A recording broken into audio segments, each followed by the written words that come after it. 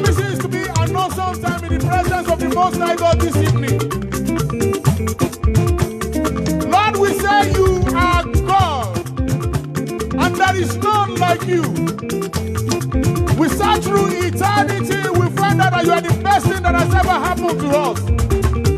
Ayérayé nínú ọ̀run, ẹ̀mí mímọ́, ẹ̀mí inú àwọn wòlíì, atọ́fara tìbí òkè, abẹ́tílùkára bí ajere, ojú kan olùkọ́pá òpà kan wò kan yè, ẹ ṣé àyè ọpẹ́ yọ.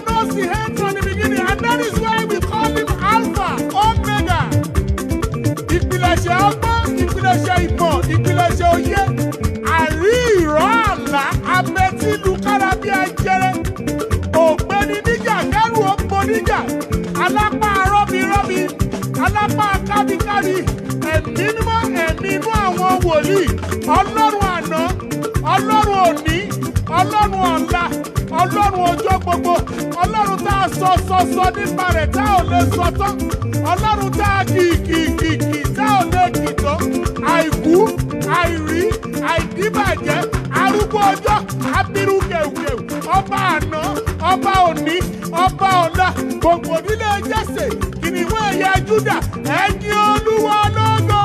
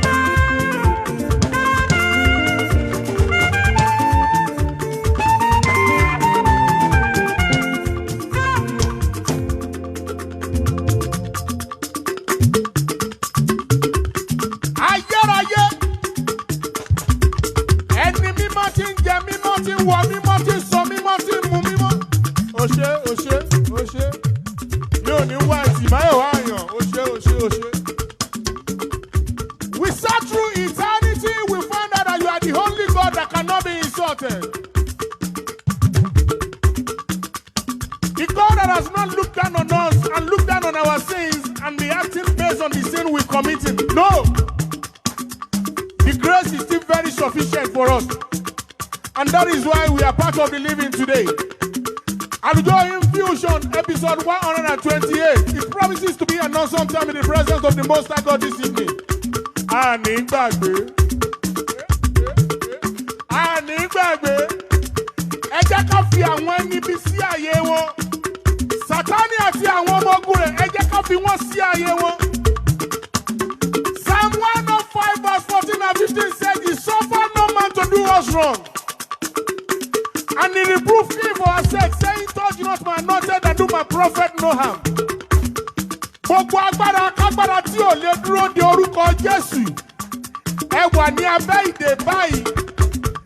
Any power that cannot stand the name that is far above every other name, the name of the Lord Jesus Christ. The scripture says at the mention of that name, every knee must bow and every tongue must confess that Jesus Christ is Lord. Gbogbo ẹ̀yin agbára tí ẹ ò lè dúró de orúkọ Jésù tẹ́ wà ní àyíká yìí ní ìwọ̀ oòrùn, ní ìlà oòrùn, ní àríwá, ní gúúsù, ní agbede méjì ọ̀run òun ayé ẹ wà ní abẹ́ ìdè. Ọmọ ọlọ́rọ̀ ló ń sọ̀rọ̀. Ọmọ arúgbó ọjọ́ ló ń sọ̀rọ̀. Ọmọ abẹ́tílù kárábí ajẹrẹ ló ń sọ̀rọ̀. Ọmọ Alpha àti Omega ló ń sọ̀rọ̀. Ẹ lọ ṣọ́ra yín o, ẹ lọ gbéjẹ́ o. Gbogbo èèyàn agbára ẹlẹ́yẹ emèrè ẹ wà ní abẹ́ ìdè. Galatians 6:17 says, "From this time henceforth let no one trouble us, for we bear in our body the marks of the Lord Jesus Christ." À ń lọ lórúkọ Jésù ayérayé ẹ máa bá wa lọ. Àwọn ibi tá a ti bẹ̀rẹ̀, àwọn ibi tá a bá dé, àwọn ibi tá a lọ. Gbogbo ògo ló yẹ Ọlọ́run alààyè tó ń jẹ́ arúgbó ọjọ́. Ẹ̀yin Olúwa lógo.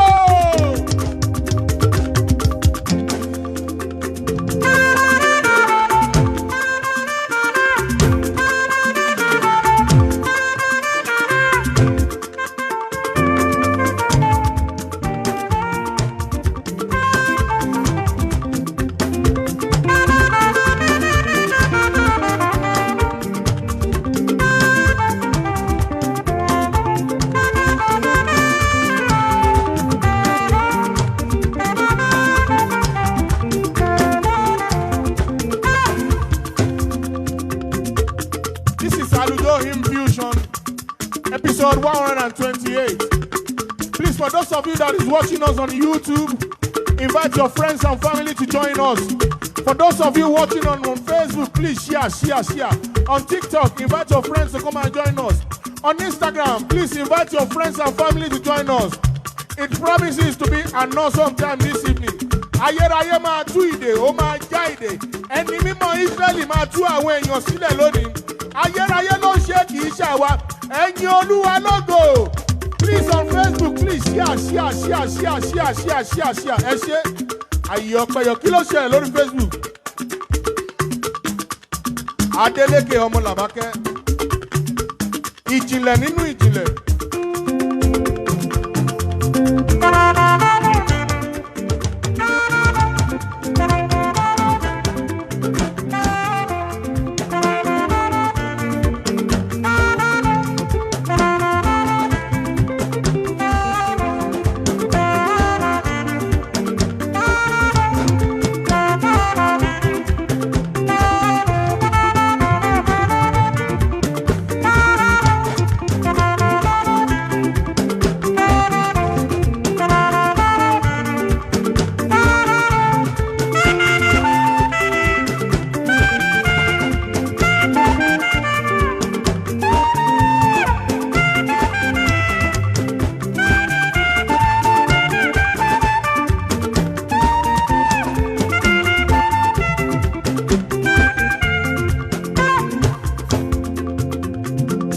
For those of you watching on Instagram, good evening.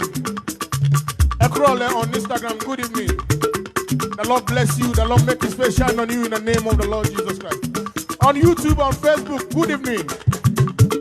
God bless you all in the name of the Lord Jesus Christ. Our God has been so faithful to us, and that is why you could be among the living today. Ìdí nìyẹn tí èmi àti ẹ fi lè wà lára àwọn alààyè lónìí. Ayérayé ló ń ṣe kì í ṣàwa. We return all the glory, honor, adoration back to the one that sits on the throne. àìkú àìrí àìdíbàjẹ́ ayérayé nínú ọ̀run àpáta ayé.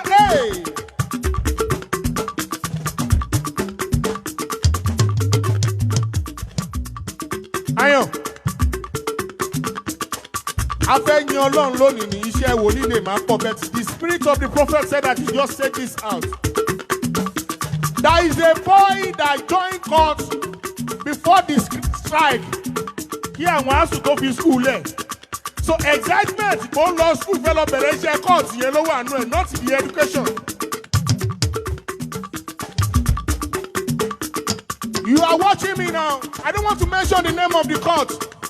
But the spirit of the prophet told me that you joined court before the strike.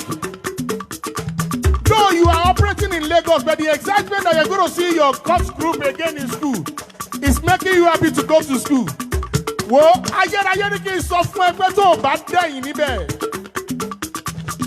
Wà á bọ́jọ́ ọlọ́jọ́ lọ. That means that you will die untimely death. That is what the evil one is preparing for you. The arch enemy is preparing the untimely death for you. That is not your destiny. That is not your destiny. You are a vessel in the hands of the Most High God, and God wants to use you all over the world. But I'm begging you, hide yourself under the shadow of the Almighty.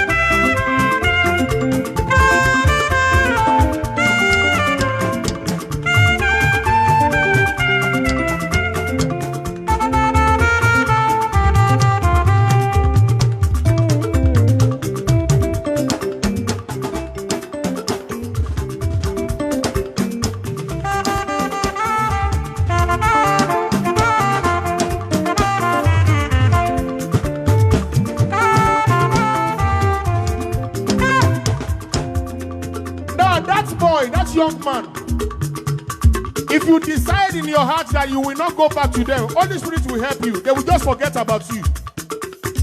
Ẹ̀mí mímọ́ ní kí n sọ fún bẹ́ẹ̀ tó bá pinnu pé òun ò fẹ́ ṣe ẹgbẹ́ òkùnkùn yẹn mọ́. Ẹ̀mí mímọ́ máa mú ìgbàgbé bá àwọn tó mú wọn bẹ̀ ní wọn ò ní rántí ẹ̀ mọ́. Because your destiny is very great. Your destiny is very great. Sátánì kan mú yẹn wá láti dá ayé ẹrú. The excitement that you are going back to school is because of the courtism you are doing in school, not because of your education. But I'm begging you, submit yourself to the one that cannot be insulted, and he will do a great thing in your life. Ẹ̀jẹ̀ Olúwa lógo, kí ló ṣẹlẹ̀ lórí Facebook? Sunday ọ̀jẹ̀ mani, Èjì Morama.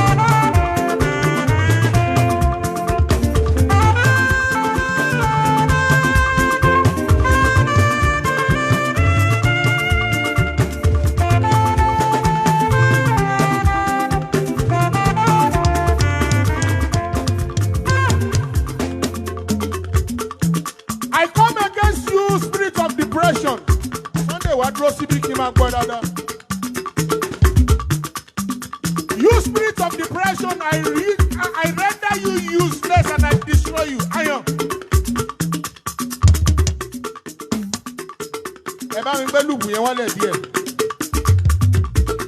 Ẹ̀mí òkùnkùn ti dá spirit of depression sí ayé àwọn èèyàn. Àwọn èèyàn ń ronú pé what is going on, God? Kí ló ń ṣẹlẹ̀?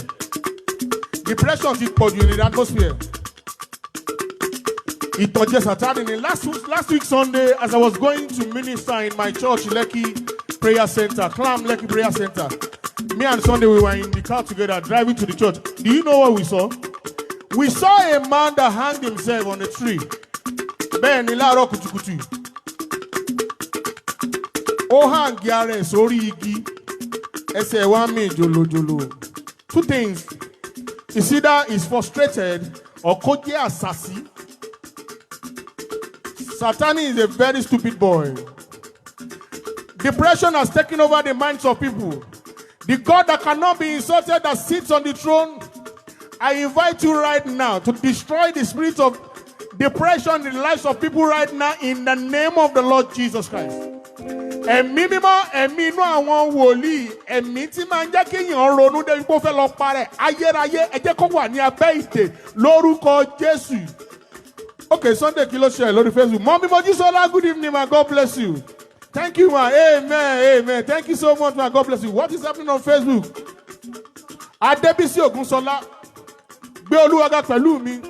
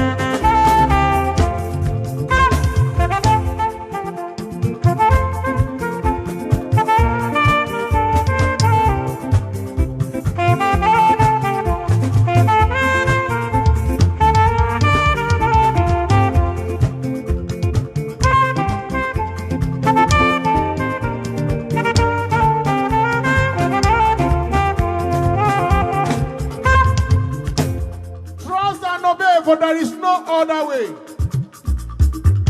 to be happy. The only happiness comes from the one that sits on the throne. That's the Lord Jesus Christ. Put your trust in him. What is happening on Facebook? Instagram, God bless you. Prince Akiolu. Nípa ìfẹ́ olùgbàlà kì yóò ṣí nǹkan lórúkọ Jésù.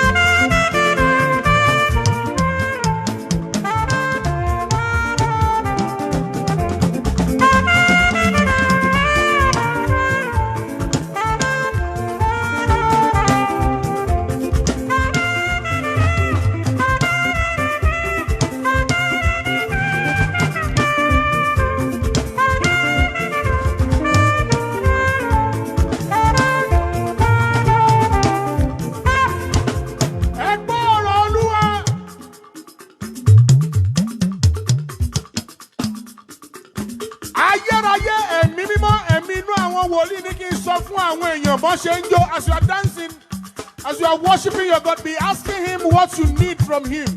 And that was why I played the song. Bàbá gbọ́ ẹ̀bẹ̀ àdúrà mi. Ẹ má ṣe bẹ̀rù, ẹ kún fún ayọ̀. Jésù lọ̀gá akọ̀, a máa tó wọ fàájì.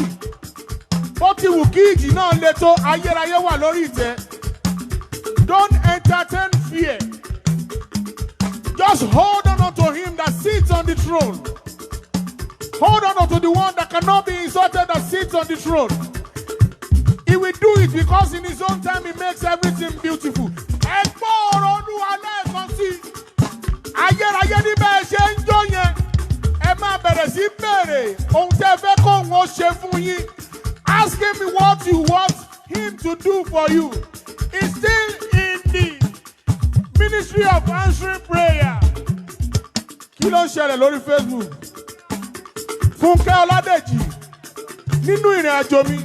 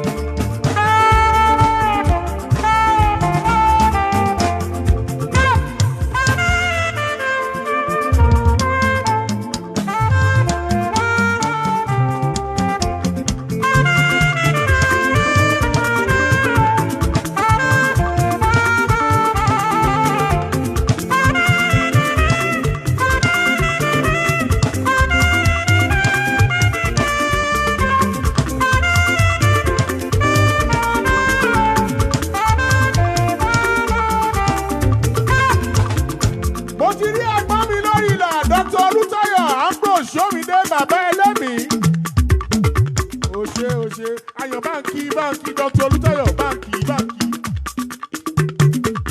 Olútáyọ̀ ọmọ Ṣómídé. Ìwọ la fi ṣe. Ìwọ la fi ṣàgbàlagbà. Bẹ́ẹ̀ ni. Ìwọ ni. Ayọ̀. November 1st. Ó ṣe. Fàájì máa pé 10 years. A máa lọ bẹ̀. November 1st, Fàájì will be 10 years. We will be there live to celebrate Fàájì. Because Fàájì FM has been a blessing to our ministry. Bẹ́ẹ̀ni, bàbá ẹlẹ́mìí ẹ ò ní dẹ́ nílẹ̀ lórúkọ Jésù sáàtì wà lórí Fàájì Síbíà. Ẹ gbé ọwọ́ yín sókè ká máa bẹ̀rẹ̀ sí yan ọba àwọn ọba. Síbíà sáàtì wà lórí Fàájì. A máa tọ̀wọ̀ mo ti lẹ́gbọ̀n mi lórí ìlà. Ẹ̀yin Olúwa lógo.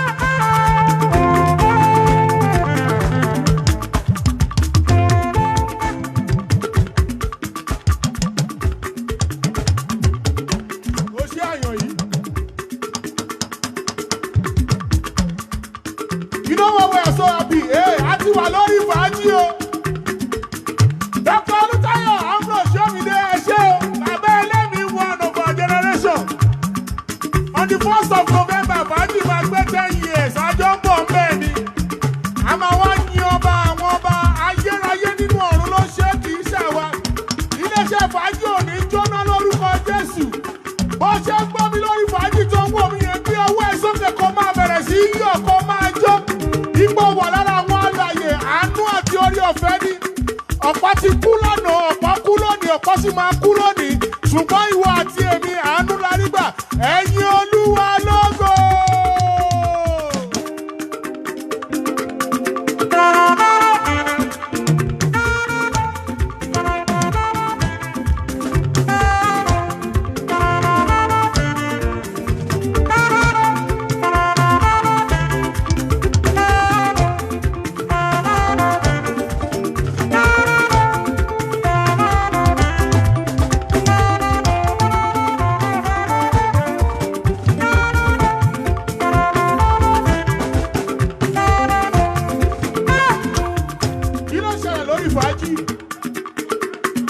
Adébísí Job láti Ọ̀tà.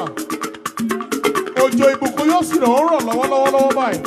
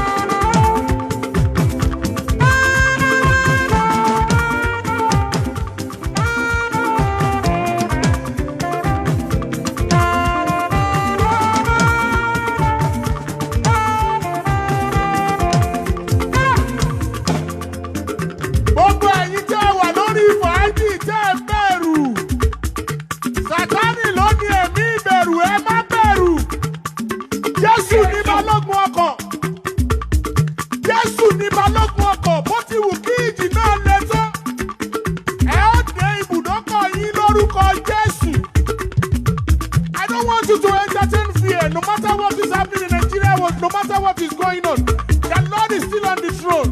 And that is why you need to raise your hand. Bí ọwọ́ ẹ̀ sókè sọ́ba àwọn bá kọ́ máa bẹ̀rẹ̀ sí sìn, kọ́ máa bẹ̀rẹ̀ sí yìn dámúso.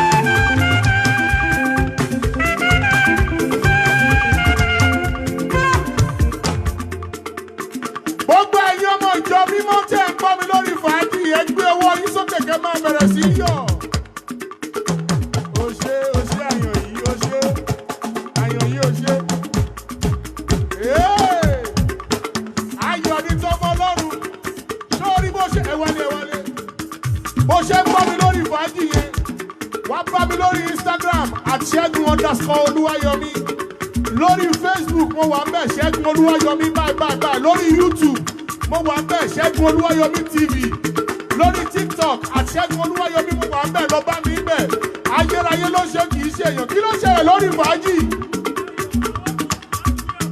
ayọ̀ awọ́túnṣe láti wí ọ̀tún tí ẹ má bọ́ bí ẹyọ̀ nínú Olúwa ẹyọ̀.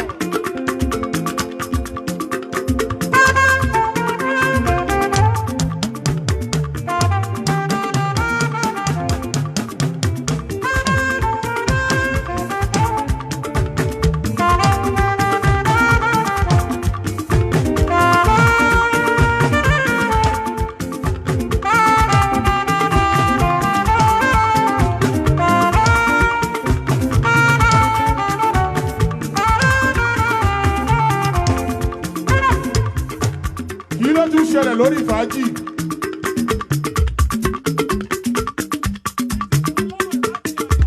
Mrs. Ọlọ́wẹ̀ láti Àgbàdo ẹ bá wa yin Olúwa hallelujah.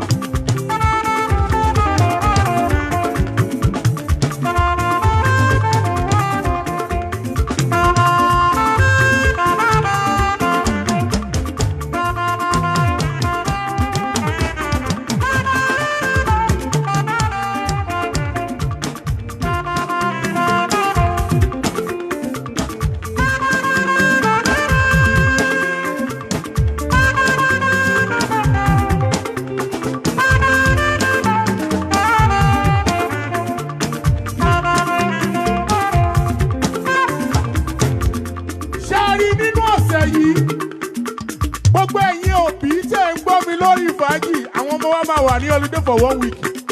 Ayérayé ní kí n sọ fún yín pé kó tó resume. Gbogbo ẹ̀yin tẹ́ ẹ̀ tí ìsanwó oṣù owó yẹn máa wá ní ọ̀sẹ̀ yìí. Àwọn tó wà ní studio kan pariwo àmì. Mo gbọ́ ayérayé sọ fún mi pé before the resumption next week, owó school àwọn ọmọ yẹn máa jáde lórúkọ Jésù.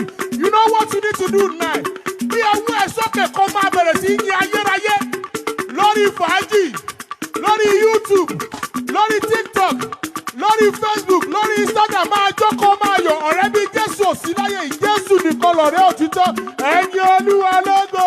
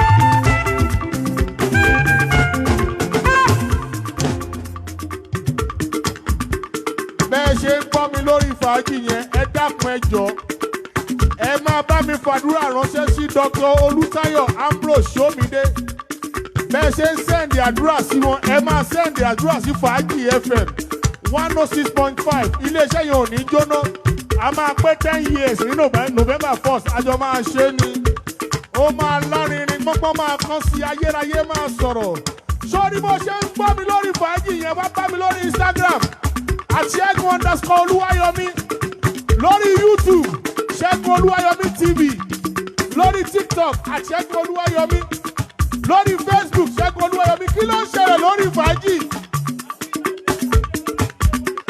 Akínládé Adéọlá láti Yewa Ìlárò Aṣẹ́gun àti ajogún ni a jẹ́ lórúkọ Jésù.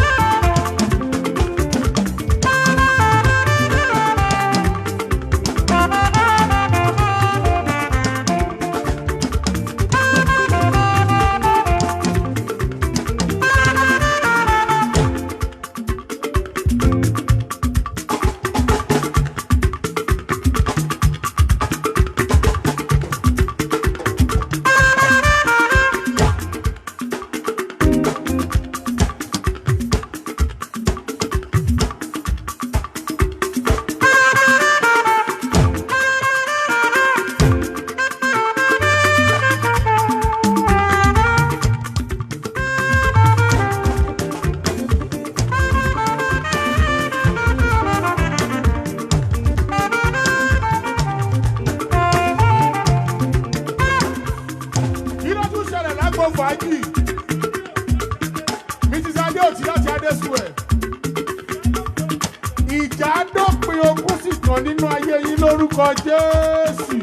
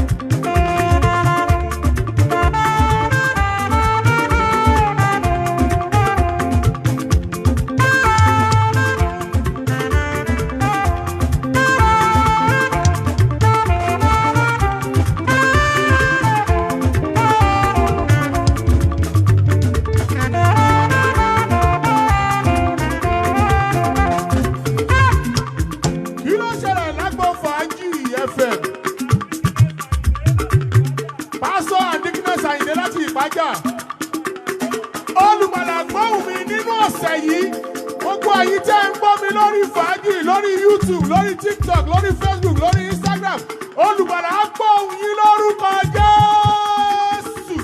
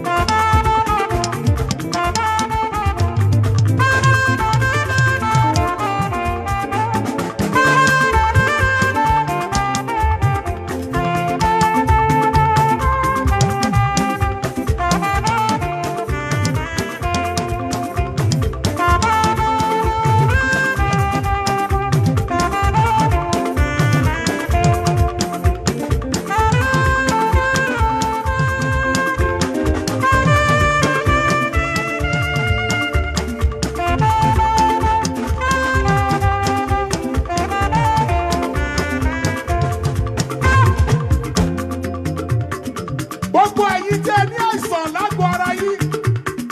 Tẹ́ ẹ gbọ́ mi lórí fàájì. Tẹ́ ẹ wà lórí YouTube. Tẹ́ ẹ wà lórí Facebook. Tẹ́ ẹ wà lórí TikTok. Tẹ́ ẹ wà lórí Instagram. Ẹ gbé ọwọ́ yín méjèèjì lé orí yín. Ẹ gbé ọwọ́ yín méjèèjì lé orí yín. Àní kí ẹ gbé ọwọ́ yín méjèèjì lé orí yín. Ọba ògo fẹ́ wọnú ayé yín wá. Ọba ògo fẹ́ wọnú àgọ́ ara yín wá. Oníṣègùn náà òde ọ̀run fẹ́ ṣe ohun tó nìkan lè ṣe.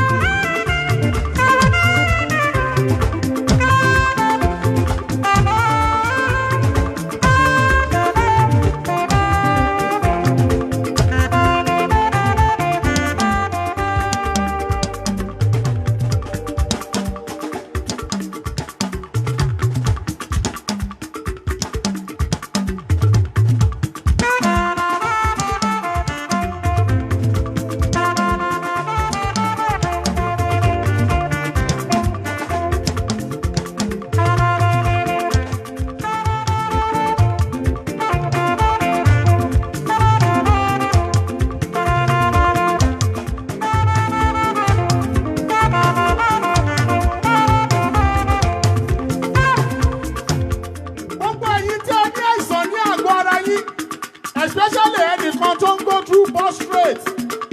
Bí ọwọ́ ẹ lórí ẹ̀kọ́ ọ̀dẹ̀ kọrin tẹ̀lé mi lórí fàájì.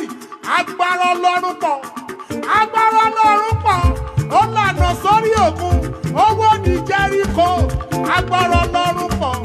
Agbára èyí pọ̀. Ó lànà sórí òkun. Owó ní Jẹ́ríkò.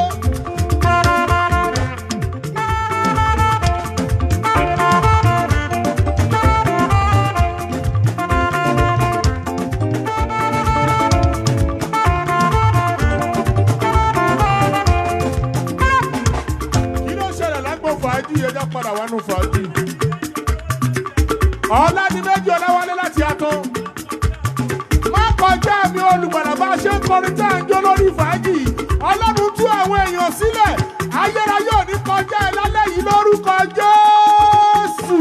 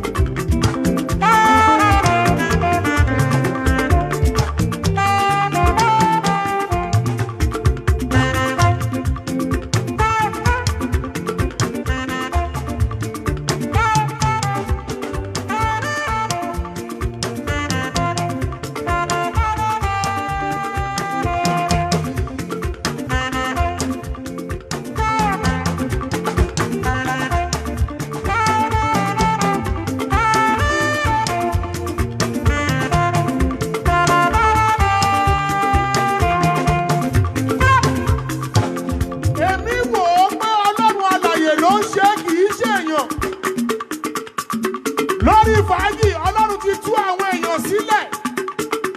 Bó ṣe ń rí ìwòsàn ẹ̀yẹn bá mi fàdúrà ránṣẹ́ sí Dr. Oluwayomi. Àwọn ló jẹ́ kẹ́ ẹ máa rí wa gbọ́. Àti iléeṣẹ́ fàájì iléeṣẹ́ yẹn ò ní jóná lórúkọ Jésù. November 1st a máa pé 10 years àjọ máa wà ń bẹ̀ ni a máa jọ ṣe ni. Kí ló ṣẹlẹ̀ lágbo fàájì? Dáúdà Ọlálẹ́kan láti Wàdágìrì. Ó ti ṣiṣẹ́ rẹ̀ bọ̀ bẹ́ẹ̀ ni Dr. Oluwayomi. Ayérayé ti ṣiṣẹ́ rẹ̀ bọ̀ nú ayé yóò máa ṣe láṣẹ pẹ́ lórúkọ Jésù.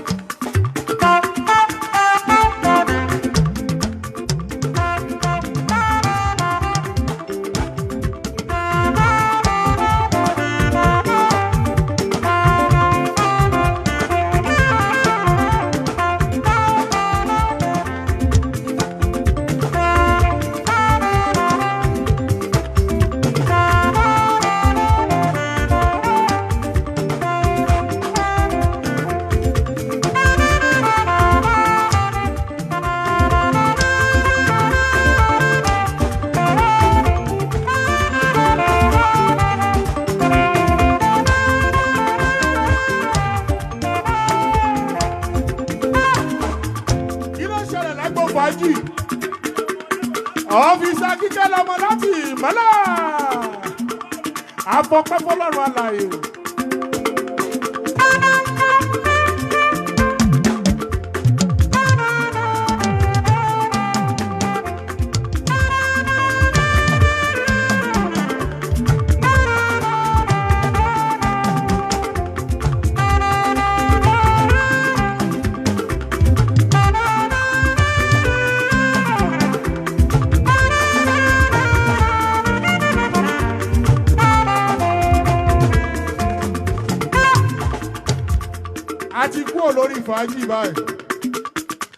For those of you that came from Faji to join me on Instagram, on YouTube, on Facebook, on TikTok, on Twitter, welcome to Segun Oluwayomi Music Ministry. What do we do here? Every Sunday we are here to praise God. We call it AlujoHymn Fusion with Segun Oluwayomi. This is episode 128. We have been doing this for the past 2 years. And God has been so faithful to us. Ayérayé ti tú àwọn èèyàn sílẹ̀ níbí. Ayérayé ti wo cancer níbí. Ẹni mímọ́ Israẹli ti wo hemorrhoid níbí. Lónìí, ayérayé ti tú àwọn èèyàn sílẹ̀ lórí prostrate. Now, I don't want to know what you have been going through. I don't want to know the report you've gotten from your doctor. But if you can just set your heart towards the one that sits on the throne and praise him. He does what no man can do. He's only iron. Ọlọ́run wa nìkan ló lè ṣe ohun téèyàn ò lè ṣe. That is why we call him Àwámárì Òṣè. Òṣè. Àṣekọ bí òtútù, àṣekọ amú bí ọyẹ́, kò sóhun tọ́lọ́. Bẹ́ẹ̀ni. Ohun tọ́lọ́run ò lè ṣe kò tí ì sí. Ọlọ́run ọba lú kò ṣe nǹkan kan. Lú lẹ́ẹ̀kan sí ìlú Ayọ̀. Kò ṣe nǹkan kan tì. Ọlọ́run ọba kò ṣe nǹkan. We have the God that does everything he likes at any point in time. So you are welcome to Segun Oluwayomi Music Ministry. We are always here every Sunday. Bawa in America, I'm going to go live. Bawa in London, I'm going to go live. Every Sunday, 7 p.m. to 8 p.m. We are always here. But the best thing that can happen to you is to accept Jesus Christ as your Lord and your Savior. If you are just dancing, making request of your song without knowing this man we are talking about, without knowing this God that we are talking about, the enemies will just be destroying your life. But when you give your life to the one that sits on the throne, the Lord Jesus Christ, you are settled. So the best thing that can happen to you now is to give your life to the one that sits on the throne. Ẹ̀yin Olúwa lógo! Kí ló ń ṣẹlẹ̀ lórí Facebook? Sunday ti sùn lọ. Ògúndáre Israel. Láì fòyà lápá Jésù.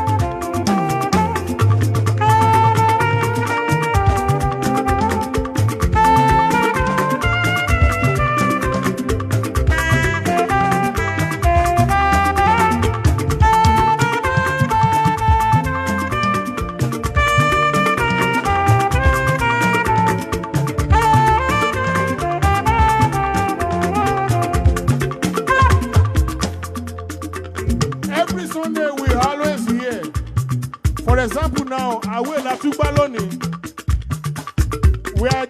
are working in our studio.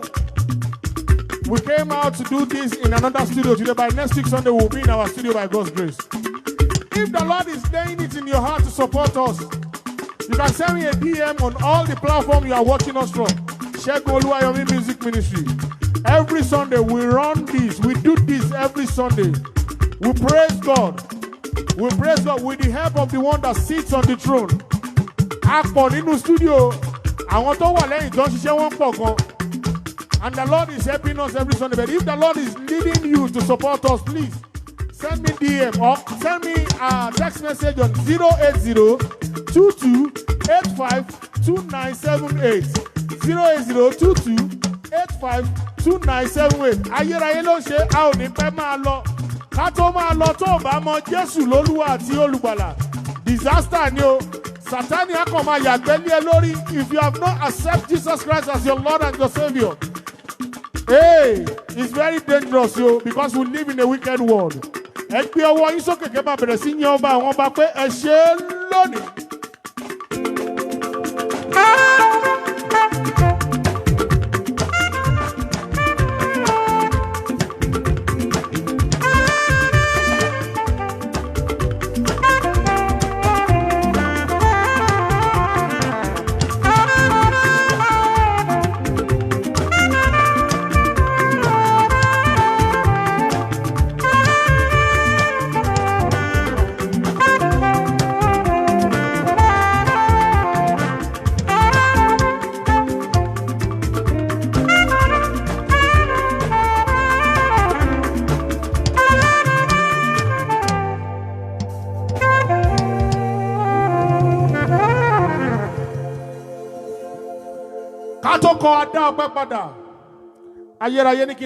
Everybody listening to me now, ask God for one thing that you want to share your testimony next week Sunday.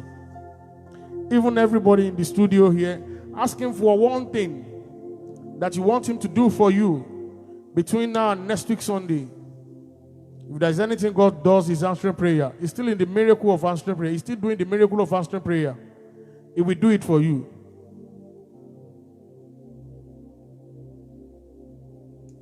Ask him one thing that nobody can do for you except him. If you need healing in your body, ask him.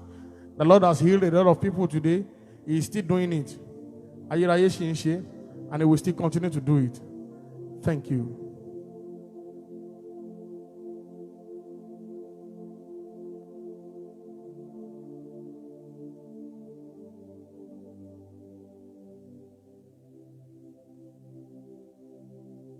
Ada ọpẹ́ padà sọ́dọ̀ ẹni tó lọ́pẹ́. Àwa wá dá ọpẹ́ padà sọ́dọ̀ ẹni tó lọ́pẹ́. A máa wá dá ọpẹ́ padà sọ́dọ̀ onílé ọlá tó lọ́pẹ́ o. Àwa wá dá ọpẹ́ padà sọ́dọ̀ ẹni tó lọ́pẹ́. Ẹ̀mí mímọ́ ẹ ṣé o, ẹ̀mí àwọn wòlíì. Ìwọ ló ń gbógo fọ́lẹ̀ wa, ẹ̀mí mímọ́ ẹ ṣé. Ọ̀lẹ ni wá o, a ò mọ̀ ṣe o, a ò lè ṣe o.